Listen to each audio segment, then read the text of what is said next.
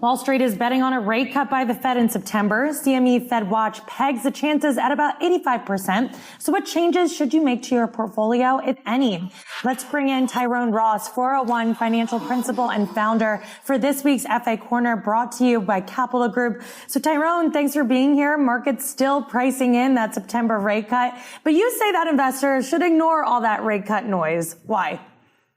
I think they should ignore it because what you're doing in your portfolio is personal and is part of a broader financial plan. And hopefully everyone has a financial plan. But let's break it down really quickly. I think if you are a squirreler, right, just someone that saves a lot of money, that means rates are coming down. You should probably look at somewhere better to park your money. If you're facing retirement, you probably should look at the bond allocation in your portfolio now. So it depends on where you are. So you can get caught up in the macro noise. I think you look at your plan, stick to your strategy based on age, risk tolerance, and financial goals. And I think that's the way to go, and kind of push all the noise out. And you recommend that most investors should focus on dollar cost averaging. Why is that the best strategy, no matter what economic or market cycle that we're in? Because first, you remove all the noise. Two, you can automate it where you're just constantly putting money into the market. So you're not so concerned about hitting new highs or bear market lows. You're consistently putting money into the market. Compounding is your friend. Go spend time with family. Love your loved ones. Go take a nice walk, but let the market do its thing. Control what you can control. And go and live your life and just let the market do what it does. And you'll, look longer term, you'll hit all of your goals along the way. But trying to manage the market is not something where folks, the individual retail investor has had success. So how does that investment strategy change depending on your age and your needs? For example, maybe you're a younger person just starting their first job versus someone who's about to retire. Great point there. So as you go and, you're younger and you're starting to hit your peak earning years, you want to obviously find multiple ways to get money into the market and start that compounding. So if you're younger here and you're looking at, where rates are, maybe you're considering buying a home, right? Your first home.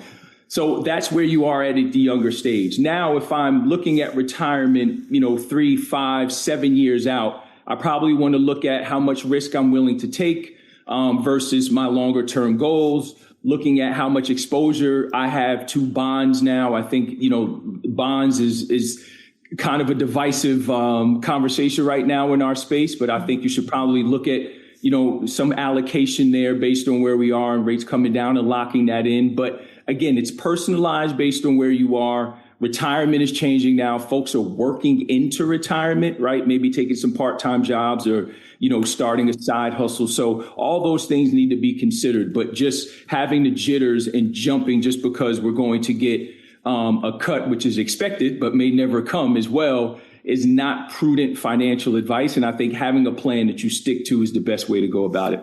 Now, what about crypto? There's been a lot of talk about crypto in your 401ks. What should investors know there? Here's what investors should know that no one is thinking about. Right now, there is $72 billion worth of Bitcoin exposure in companies in the S&P 500.